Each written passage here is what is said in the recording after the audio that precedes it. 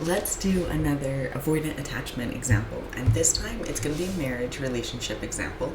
It's going to be the same example that we have been using on the other videos. So you have a husband who comes home from work and he is stressed out. He had made a mistake there. So of course who's the first person he wants to tell? His spouse. So he lets his wife know about this mistake he made. And this would be her response on this. First of all, she's just going to avoid the conversation by saying something like, "You're overthinking it. Just deal with it."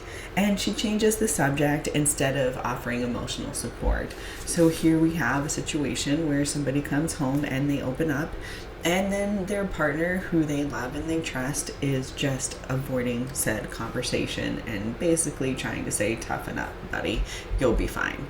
And so what is this going to do? Well, the outcome here is the husband will probably bottle up his feelings, right? There's no one to express them to, at least in the home.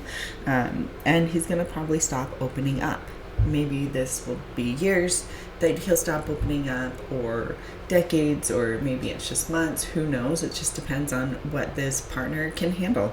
And then what else is going to happen is he's just going to start avoiding emotional conversations altogether. And it's going to lead to an emotional distance in the relationship.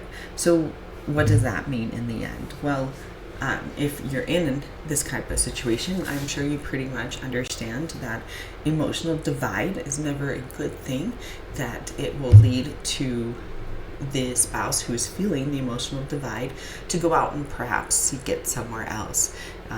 Men can do this emotionally as well as women can do this. And sometimes once you secure that emotional bond with somebody else, then sometimes other things start happening physically.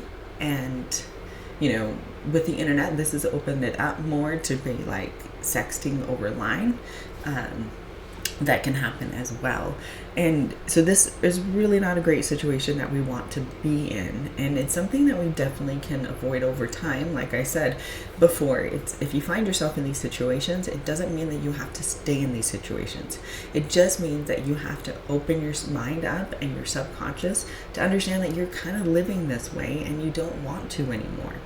Now, if you're the husband or the partner, that is the one who has the emotional divide because of your spouse, you can't really change that. You either have to live with the fact and understand that this is how this person is going to be, or you seek counseling, or you eventually end up, either staying in a loveless, emotionless relationship, or decide that you've had enough and it's time to move on, which is always unfortunate for everybody involved. But it's understandable if our needs aren't getting met. However, like I said, this can change, and people can change only if they want to, though. So if you are the one that is actually being the avoidant person, I'd like to drop a comment below. Are you mirroring your past? Did you learn this in your own home? Or is this something that you didn't even realize you had in your home? If you're in this kind of a relationship, what are your thoughts on that? And what are your avenues to change this, if you can, in your relationship? Or is there just no change?